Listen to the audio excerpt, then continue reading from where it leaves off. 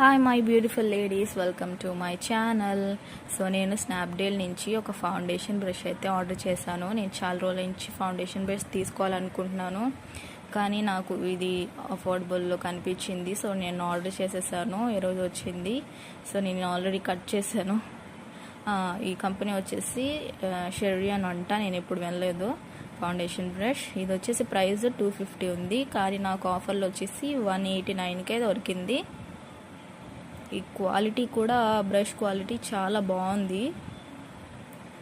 Grey and silver brush colour వచ్చేసి grey కలర్లో ఉంది.